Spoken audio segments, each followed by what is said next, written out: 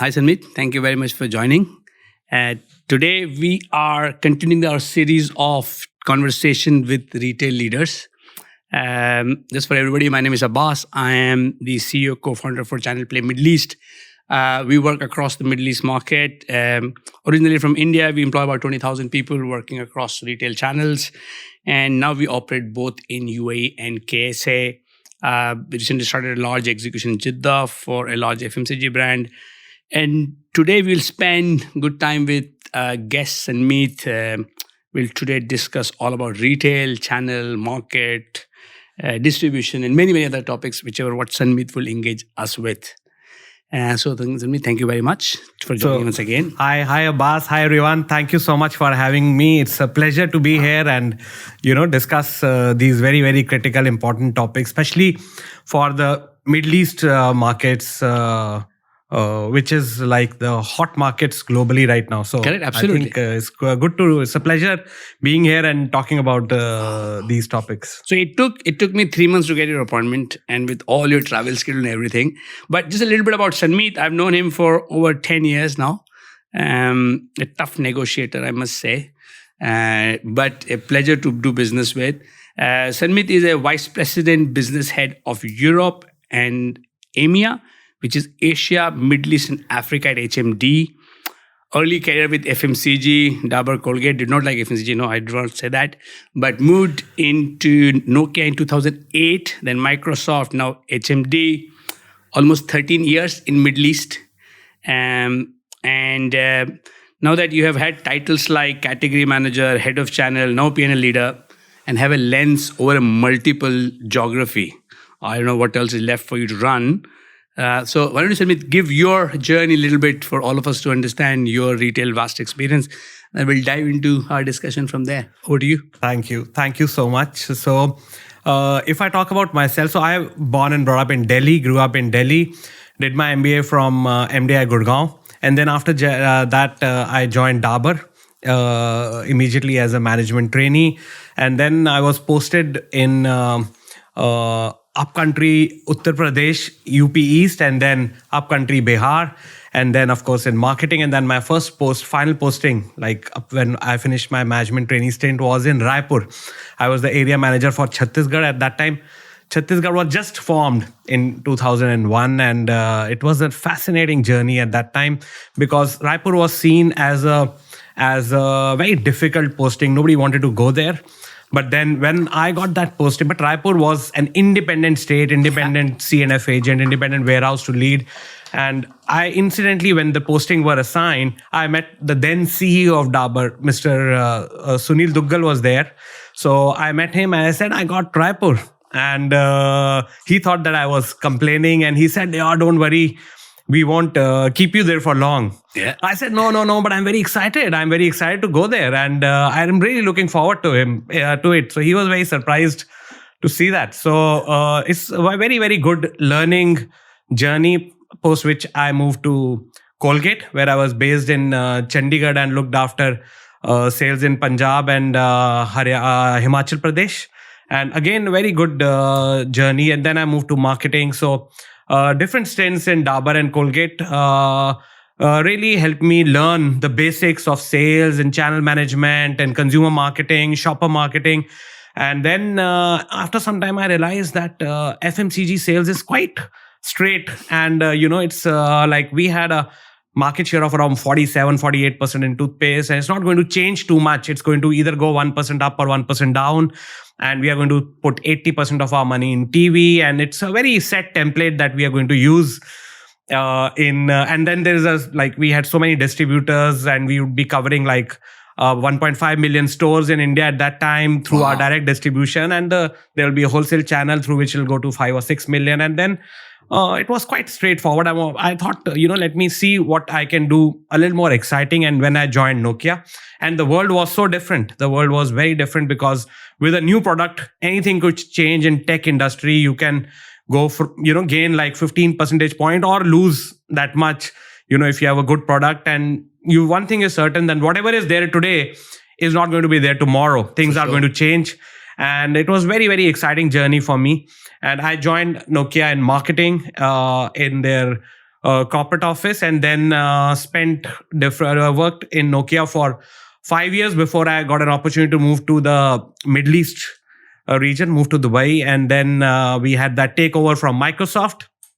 And then I got a chance within Nokia and Microsoft to work in different locations. So I worked in different countries in Africa, spent like 15 days at a stretch in upcountry Nigeria, looking at the retail, trying to understand what would work over here, what kind of distribution skills and resources do we need over there. Similarly, I worked in different other markets in North Africa, post which I got a chance to, work as a general manager for Egypt.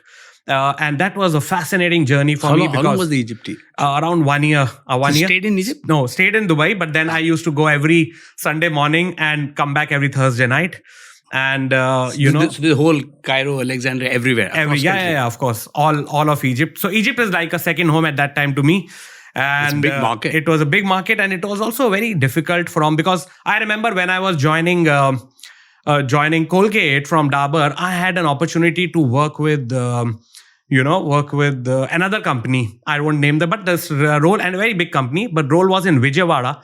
So, the sales director, while interviewing me, asked me that, do you think you'll be able to do well in Vijayawada because there's a language barrier, etc. And I remember from my management training stint, when I went to Kanpur and Bihar, some people went to Kolkata. And when they came back, you had to make a presentation to the top management. What did you learn? And one of the things they said that when we went there, we did not know the language. And we used to, wherever we go, we used to say, Ami Bangla bushte badi na. But when we came back, by that time we would say, Ami Bangla bushte badi, Ami Bangla bolte badi na. Which means you understand Bengali, but you can't speak enough. So, and that's something which came to my mind that, look, I don't understand Arabic, but, business is business. It doesn't matter which geography, which category. As long as you understand business and partner management, channel management, you can manage. So, that's what I did. It was a very, very fruitful stint for me. And then I got a chance to, later on lead the business in Middle East. And, then I got P&L responsibility, and it's been, over 10 years since I've been doing that. So it's been a very rewarding, very enriching journey, and full of learnings, I must say. So Raipur, I know very well. I'm from MP, which became Chhattisgarh later, and all the different postings, Cairo, etc., etc. Now you are in Middle East here. So give a lay of the land currently. How do you see Middle East as a market, especially within the Gulf context? From a retail and P&L leader's lens, just your view on the market. How does it look today? I think, first of all, UAE has really positioned itself well as a hub for tourism and expatriates. And we now see expats from all over the world coming into UAE, to UAE. In fact, I travel a lot to London, and when I, sometimes whenever I'm traveling, I make it a point to gel into the lives of people and speak to people, not just about business, but overall. And when I say that I'm from Dubai, people look at it, very, very well, and they are very keen to move into Dubai, and people see this as a place where they would like to settle. In fact, just to Heathrow Airport in London, Emirates has 6 direct flights daily.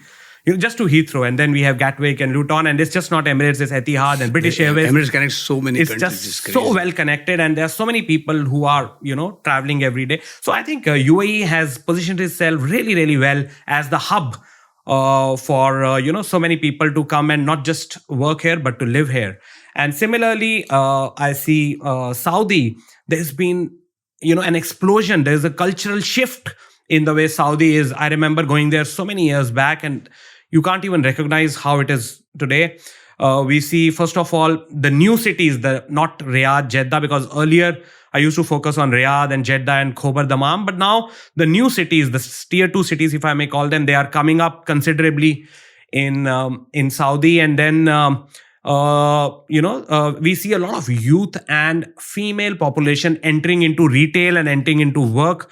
I think that is changing the Saudi landscape considerably in terms of consumer habits, in terms of the way we see retail, and culturally quite significantly. And I think overall GCC is positioned really well to take off from where we are right now. I think it's an ideal geography globally to take off. So for you, with all geographies you manage, there's Africa, a big part, right, which is a massive growth market. And I know a lot of great leaders who from the Middle East manage those markets. And then you got a GCC, which Saudi, of course, you said is a great customer segment, income available, disposable income, etc., for people to grow. But how do you see the current? So how do you choose growth-wise? Which is more growth markets for you, and also from a smartphone and the phone industry which you are into, how is that shaping up in GCC? Yeah, I think GCC again is a very, very critical market from different perspectives. One is that if you look at the tech savvy people right now, so one is that COVID made this change that, some people who quote unquote were, let's say, old fashioned and not so much who would like to go to physical retail to buy, their habits changed quite significantly and permanently into online shopping. That was one of the big things which happened. But also what happened was that we saw this quick commerce platform coming in, which is also making that change quite considerable. But also as we see younger people growing up, they have grown in this virtual world and they are more comfortable using technology. So I think from a retail standpoint, Middle East, the consumers, the usage has been quite good. Usage of smartphones. And I see that this online penetration, e-commerce penetration with quick commerce and online shopping, digital payments, etc., is moving up quite considerably.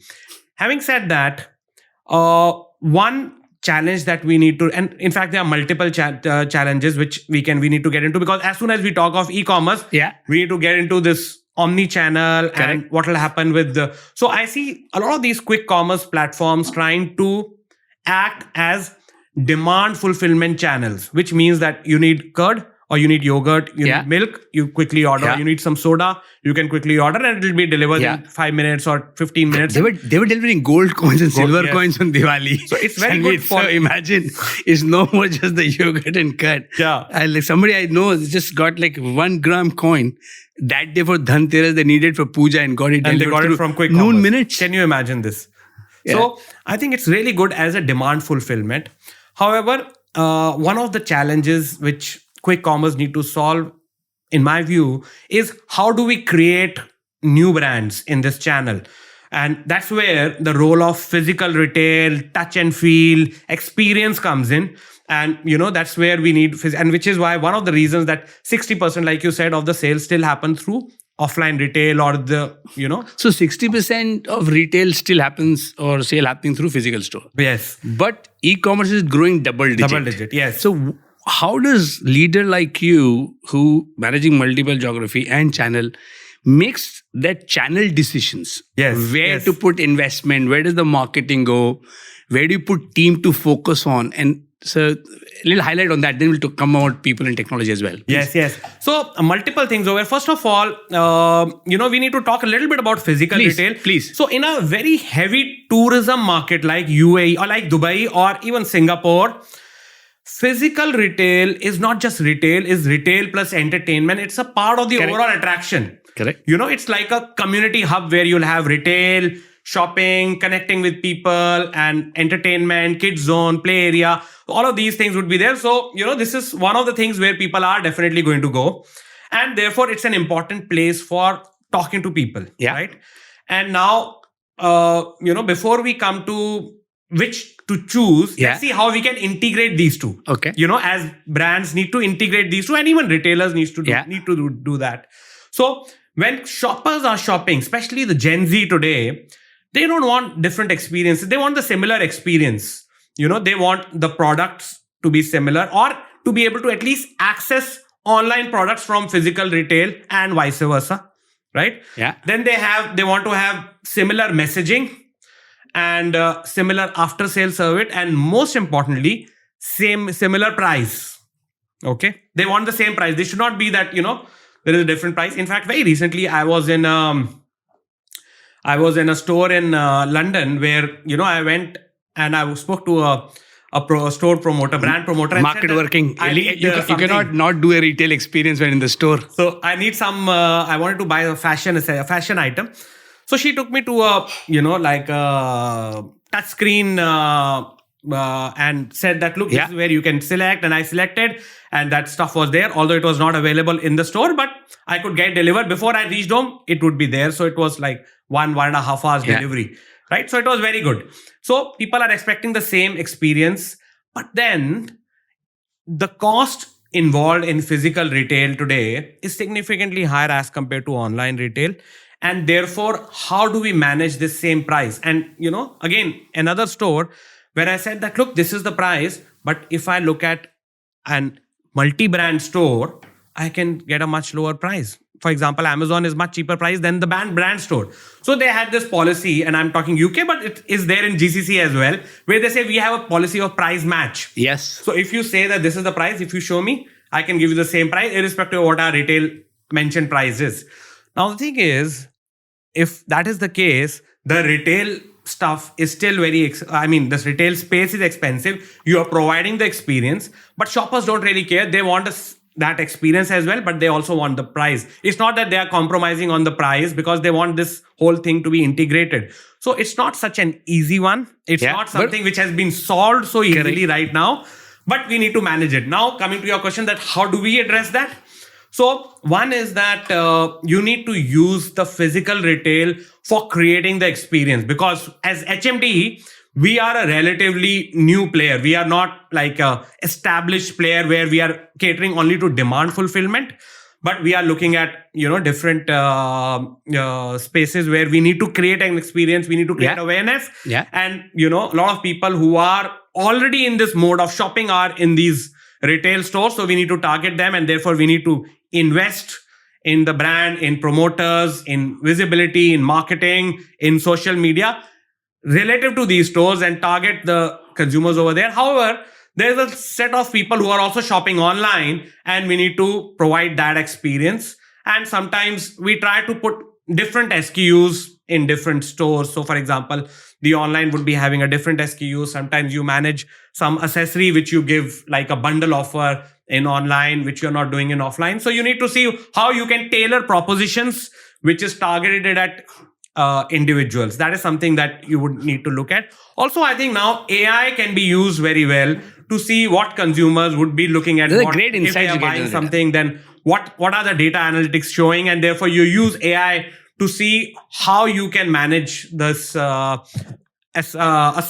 assortment for different channels, what promotions you need to use, what kind of hook you need to create for enticing consumers or for converting consumers to buy your product, and to showcase your proposition. Thank you very much. So this is, you talked about whole online platform world, right? Yes. So somebody would say, even that is not cheaper. Of course, physical store is expensive. Yes. There's a platform commission. There's a large part of that in the P&L which sits on. And there's a delivery free end-to-end. End-to-end, right? Physical return you're going to buy. And then, pick up delivery if they don't like it, return. So the profitability is right now between both the two is very difficult to manage on the both sides. Yes. But then as a leader, when you have your team, right? The conventional retail teams who understand store management, distribution management, channel management versus an online world, SKU, digital, all of that. How much in your leadership team you will have to adapt to with this new world of omnichannel? Again, one platform growing and one platform is more like a stable. So how does that reflect within your team? I think, so there are two things. One is that you need to build the capability of managing, because online store is a lot about how many visits are happening, how many click-through, what is the click-through rate, what is the investment per click-through rate, what investment per sale, how much money are you investing? Is it okay for a new brand? How is it compared to the other brands on the platform? What is it for the category? Is it working for my P&L or not? So a lot of numbers, that is something that, and whereas in the physical retail, it's still there, but because you have promoter cost, you have brand promoters, you have the training cost, etc. And then you're also investing money in terms of what activities, what marketing investments you're doing in the store. But at the same time, so therefore the skill set is very different. We need to train people. You need to hire people, but also train people to build that. In the end, it's still, account management principles, and you need to be able to manage accounts. But then also when you are managing the budget, which means how you are budgeting for the future, you need to build into account that, this is going to be the case for physical retail. This is going to be based for the online platforms. And you try to build that into your budget, and then everybody is measured against the budget. And, there is a certain set of expectations which are kind of calibrated, so that, nobody feels that I'm the one who's driving the growth for the company, because there is a delivery against the expectations. Absolutely. But let's say, how we both know each other from our world of hiring sales promoters on the ground, right? And today, if you have to train people, yes. So there's a sales promoters in the market who is coming with a new brand like HMD, yes, right? Yes, and there is a sales promoter who's selling let's say an iPhone. Yes. What's your take? So we come and discuss, why do an iPhone sales promoter needs a training? Yeah. People who want to buy iPhone, they come to buy iPhone. Yes. But somebody will say, no, upselling, they need a training. Yes. Or there's a more training required for somebody who sells HMD promoter. Yes. What's your take on how does the promoter world is changing from a training and capability point of view on the ground, wanting to sell more of HMD? Yes. So I think, so first of all, when you are selling a relatively new brand like HMD and new devices, you need to be able to showcase what are the features, how this device is better than others, why you need to use this device, or, why you need to buy this device. What is the differentiator? What is this value? What is the value offering for this device as compared to any other device? Okay. Now, however, when someone has already taken a decision, let's say, I can't talk on behalf of Apple, but let's say there is a high-end HMD device which you have already taken to choose, a decision to choose that device. I would like to make sure that you understand, or at least I would encourage you to understand, what are the key features in this device which can be leveraged to enhance productivity, to enhance entertainment, to enhance your overall experience of this device. Because, some people may use the device just for making calls, or, just for sending messages or WhatsApp or communication. Correct. But the device can do much more today. And how are those AI features integrated into the device? We encourage our sales promoters, in spite of their busy thing, because when you are in a store, there would be so many consumers. Correct. So once you have made the sale, you would not want to spend more time, if it can be, it cannot be done, because you would like to spend more time with other shoppers who need your help. True. But then we encourage people to at least explain to them or share their details with them, so that they can call them, understand how the device is working. Because when you are using the device to its full capability, that's when you are likely to be more sticky or more loyal to the brand, more loyal to the device, and you get the full experience. So irrespective of whether you are selling a new brand or an established brand, you would still need someone to explain. And it need not always be done through sales promoter. Nowadays, with AI, you can do it through short videos. Yeah. You can have very, very intuitive capability in the device, but at least you still need to help people experience this. We recently did a large program, and in Channelplay, we use one channel, which is a tech app used. Earlier started with simple thing like geotagging and attendance and capability and KPI dashboard. But more and more, it has become a sales enabler. Yes, like you said, yes, short video, insights, notification. We have seen one of our clients is using this, that, okay, if 100 people are already in the market selling, next day morning, I don't want to see reports, because people are tired of not seeing reports. They say, okay, I want an email on insights based on that report. Reports, yes. So I am getting a morning 5 o'clock notification. Yesterday, out of this 100 people at 7 Geography, at between 40 store, talk to Abbas. He's actually been slacking for the last 3 days, and talk to Sanmeet. He's actually doing very well. Maybe what is he doing that could be imparted to Abbas, and then a quick videos, and then the training implementation are happening. So you're right, that tech on the ground is a game changer. Yes. And people. And we have seen in some cases, even the number of people working has reduced by almost 15% because of their ability to sell same number with more learning modules within the app capability in the real world. It's very, very interesting. I think people are changing a lot. Yeah, and this is still tech. I remember one story from my earlier days in Colgate. That's like, 20 years ago. We launched a category at that time called shower gel or body wash. Now it is quite prevalent, but that time it was very new. Yeah, from the soap bar to that. Soap bar to shower gel. It's a new category, but the benefit is the same. Yeah.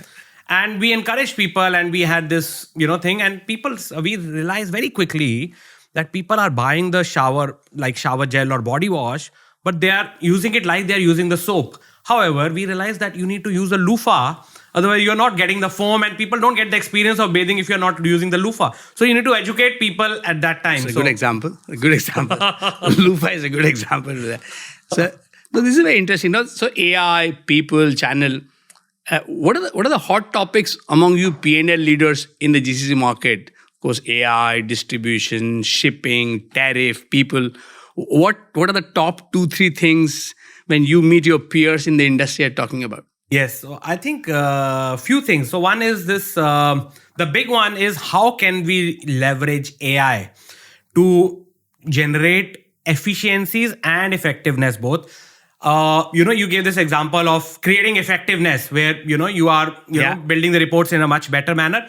But also, for example, AI in our industry, and especially in the tech devices, and the price is always going down. Yeah. It's the price erosion industry. Yeah. And when you get into that industry, it's very critical to manage your inventory levels. It should not be that you're running out of stock, but if you have very high inventory, then you can be sitting on heavy losses as the price erodes.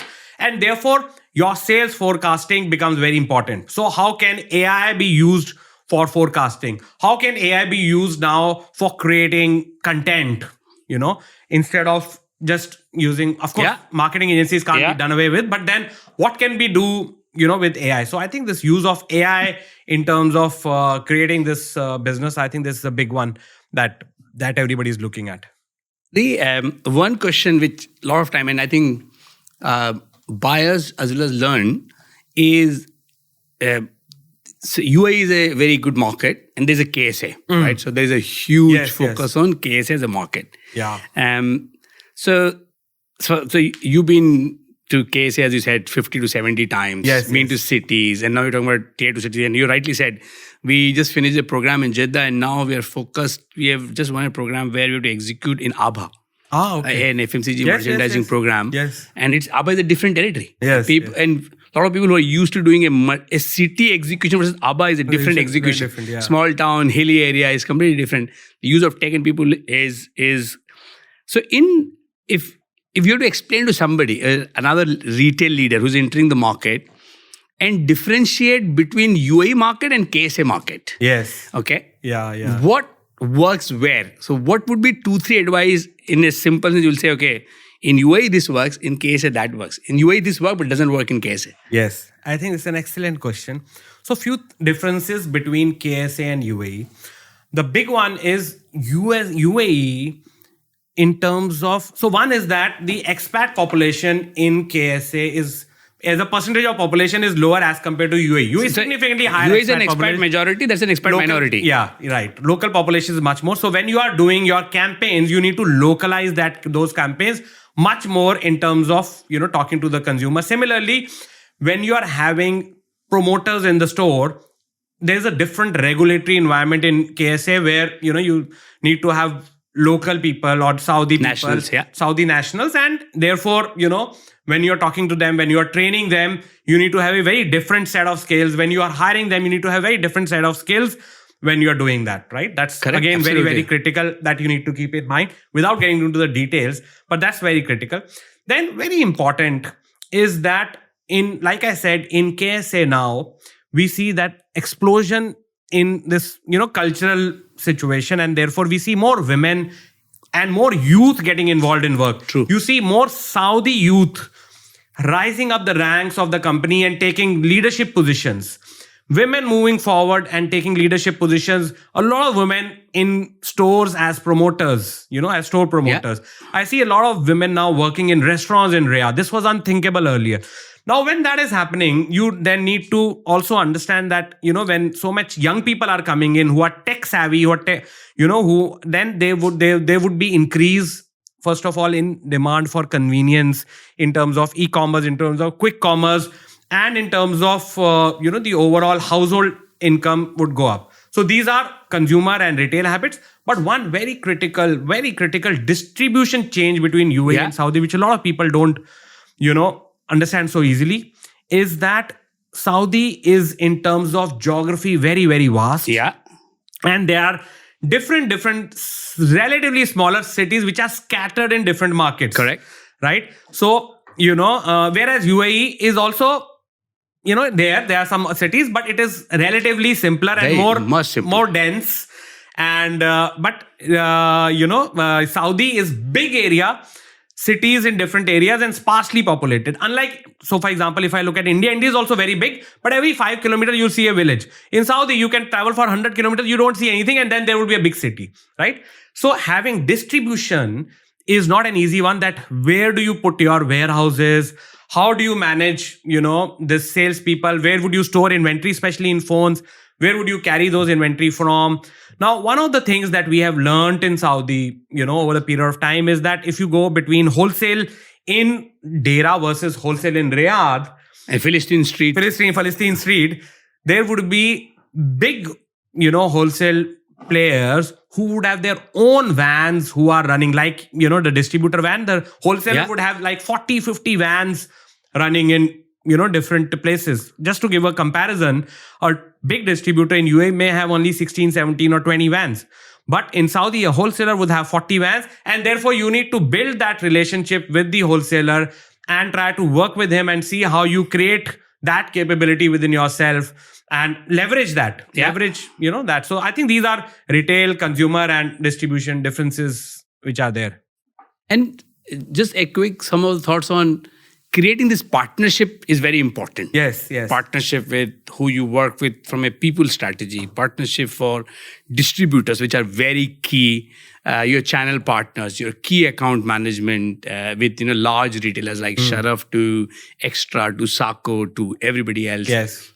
Financing partners. Because a lot of those are happening on installments. Exactly. So buy now, pay later. How can you get your device financed? Correct. And then you got your whole relationship with platforms. Yes.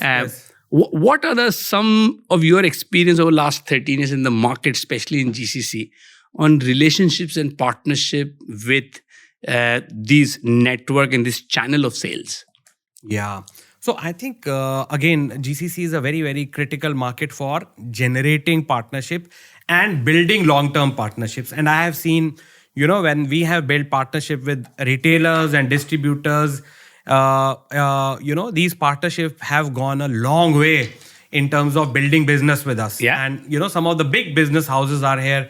In fact, I remember, again, without getting into names, we had a partnership with one of the big players in the Middle East, where we together invested over $25 million, where over $10 million came from the partners to build the brand, to build the distribution, and to gain market share. So I think these partnerships, first of all, I have seen that this is of course universally true, but even more so over here, that they are built on trust and sincerity, win-win relationships, and managing the overall partnership with respect and with all earnestness. I think this has gone a long way in terms of building the partnership with both retailers, operators, financial partners, distributors. I think that has helped the brand a lot because, like you said, if there are big sale is coming from KDR or organized retail, you need to be able to build those partnerships and with the distributors. Otherwise, it's very difficult for you to succeed and, build your business. Exactly. From a general trade versus modern trade, how do you see that dealing with GT or key retailers, etc.?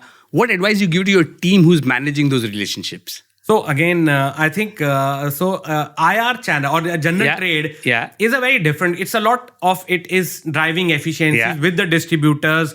What can we do to drive distribution? One of the things which we have kind of learned from organized retail and put it in general retail is that, see, when you're talking to organized retailer, you look at what money you're delivering to your, to their P&L. How much is your brand selling, what is the space that it's taking, and how much you are delivering to their P&L, right? And this is something which, very early on I learned that when you are working with partners, a lot of times, now let me give you another example. When let's say a headhunter calls you and says that, look, there's this role and a lot of time it happens that this role is there. Would you like to come? And what is your current salary? And you have that at the back of the mind that how much am I earning, right? Everybody know. You don't have to open your contract and see what it is. Now, the same thing, everybody who is doing a business has it in their mind that if this partner is sitting with me, how much am I earning from this partner? You are sitting on the table. Sure. He has two numbers in mind. One is how much is my investment with this person and how much am I making? These two numbers, everybody knows. And I would say that 90% of the time when the salesperson is sitting, he does not know that number, what the partner has in mind. Right? He does not know what he's making because he knows that I have sold this much has got sold out, this much is the inventory, now he has to buy more. But how much has he made on this and how much is his investment? How much stock he have given him on credit? How much has he paid? A lot of people don't know that. So I always, advise my sales team to have these two numbers always in your mind when you sit with someone and have that discussion in terms of, either selling more or building the business and what can you add to their objectives, their KPIs, their P&L. So, that is something which works really well. You've always been a number guy. Clarity on numbers is very important. As soon as you call Sanmeet, the first thing is that the numbers comes out very clearly and immediately in percentage year on year. I asked you yesterday that question on the Diwali and you said, I look at the data on YTD, which is fantastic. On the ground execution, you say today you walk into a store, you're a retail leader. Yes. Right. Yes. And you see screens, like you said about your experience in London store. You walk into a Carrefour in Mall of Emirates. You walk into in Doha Mall. Any of these places. As a retail leader, when you look at sales promoters selling or the whole art of selling right now happening on the ground, anything you pick up, what do you see first? What gives you, I wish that was fixed. I wish there is an opportunity there in better selling. Yeah. So, look, my view is that, first of all, we all know that retail plays a big role in terms of retail execution plays a big role in terms of driving conversions and driving sales. And there is no easy way to measure retail execution. And it's not physically possible for everybody to go everywhere and drive retail execution. So what we had done long back, we had built a platform where the promoters are in the store or the merchandiser who are going, and this was more from when you're going to different stores. Yeah. They do a pre and post pictures and upload it on the, or through their phone on the app. And there's a person who's sitting and evaluating those pictures against the planogram, what we have given, how it's supposed to be. Yeah. And then give them the marks basis what we have told them that this is this. And there's a score which is there for a store, which is there for a channel, which is there for a city, which is there for the whole country. Yeah. And therefore, which is there for everybody who's executing. There is a score. And we called it visibility index for Nokia, we know. And, therefore, everybody is measured on that. So in my view, instead of going every day there and measuring what is happening, it's not efficient and it's not possible. It's not sustainable. Like you can go and tell that, look, this is there. And plus when I'm going, people would anyways try to have everything and put some more posters on the way. And, this does not help because the real... Well, I'm sure you walk into the store without knowing people. I know, you walk around or anything you see somebody else doing. You see, that's an opportunity. That's a good thing to do. Yeah, I see. So for example, one thing once I saw that one of our distributors, when their guy was going for a sales call, they had this camera which was there on their cap or something, which was a video, and this was long back, they could record the sales call, and then there were some people at the back end who were evaluating some sales call to see where he has done wrong, because everybody is trained on selling scales, device scales, product scales, and whether they are able to explain and they are able to follow those steps. And I think that was a really, really good thing which I saw. I think it's very interesting you see that, and you talked about that Vino, which is, of course, now the whole world has changed. There is, like in one of our app, we do a lot of programs like that where image recognition is a big thing. Big thing, yes. Right? Yes. You take a picture, it tells you share of shelf. Right? That, okay, your share among all the products is 35%. Yes. For example, on the top of a click. But I think that before, after reports, trends are very, very critical for anybody to do. In fact, this video thing also is very interesting. We're running a large program for a big alcohol beverage brand where we're training people on customer experience. And the conversation was to record few to see how is customer reacting to a pitch. And then, in fact, the very interesting technology with the security cameras, that are people smiling or based on your greeting. If the customer walks through your side, do you encourage a conversation? And it gives a pattern at the store level. Okay. That that which promoters, what type of customers, how do they react? Is that how many smiles lead to a sale? A fantastic data. So I think the tech today plays a big role in even getting insights on floor behavior and how the customer is reacting, which is fantastic. So now that we have a few minutes left, today, if I am for something from your experience in the Middle East, if I'm starting my career in Middle East, I'm a fresher out of the college. Both of our daughters are going. Your daughter went to the college this year. My daughter going next year. For the new entry into the job market in Middle East, top advice from you? I think I have worked in so many different markets. Middle East is one market where we see so many nationalities working together. Like in our office, we would have more than 20 nationalities who are, different people working together. And a lot of time we underestimate, especially when, I came from India, where, you see a lot of similar people around you, but now it's changed a lot, not when I was growing up. And we sometimes underestimate the importance of cultural sensitivity. Yeah. I think that is something, this hits you a little bit when you move outside of the country. I think this is something which I always encourage people to imbibe. And this is true for people who are growing up in Dubai, because when you go to school, there would be so many different nationalities. It's important to understand different cultures, understand where people are coming from, get involved, in different cultures. And in fact, there's something which I learned a little early on when I moved to Dubai. And when I went to, for example, Thailand or Philippines, the culture is very, very different. In China, it's extremely different. So these nuances you need to learn. And sometimes you need to read a lot more about their history and where are they coming from. So one of the things which I have started, which is an initiative that we have now taken for the last few years, is that what we do is in our office, we have different nationalities. And what we do is every month, one day, we have something called a cultural day. And, so for example, the team from Jordan or people from Jordan or from Egypt or from Syria, they would come and talk about their history, their culture, and they will, kind of bring their cuisine. Like, of course, the company would pay for it, but they'll order or try to bring key parts of their cuisine, not for the whole country, but maybe certain region, and talk about how this was created and what is the background to this. And, talk about their culture, and everybody then listens it. Because sometimes when you go to these cafeterias, you see that a lot of Filipino people are sitting together and eating, Indians are sitting together, but then it gels everyone together. I think it's a very good way of learning, but there's one advice which I'll give to people. Okay, one last comment for a retail P&L leader looking at 2016 as the market. Now we're in last quarter, everybody's in a budget. 2025. 2026. 2026. Yes, 2026. Did I say 2016? Yeah, okay, sorry, 2026. I'm going back 10 years. So we're in the last quarter. Everybody's in AOP planning or closing the year.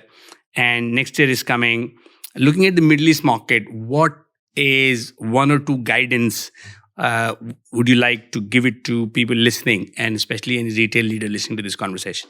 Yeah, I think Middle East would be a strong growth. I see a good growth happening overall. Like I said, UAE is very, very well placed from expat communities point, from a tourism point of view. Same for Saudi. And this Vision 2030, I think this is moving forward very well. And I would say that, the market is going to grow, number one.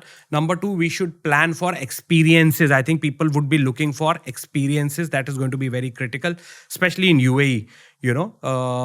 When we see retail, people are not just going to shop, but they are looking at the experience. I think that's going to be very critical. And then integrating, I think this integration of online and offline is something which we need to manage it much better. I think it's still not happened.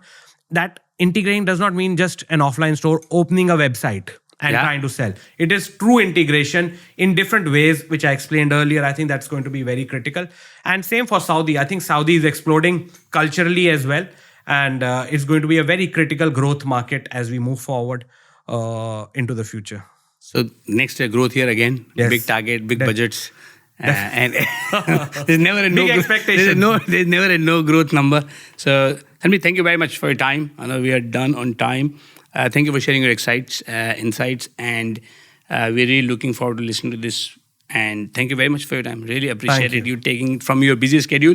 And hopefully we do this again in next year and see how the year has gone from 2025 to 2026 and how it's been doing business for us. Definitely. Thank you very much for your time. Definitely. Appreciate Thanks it. so much. Thanks so much for having me.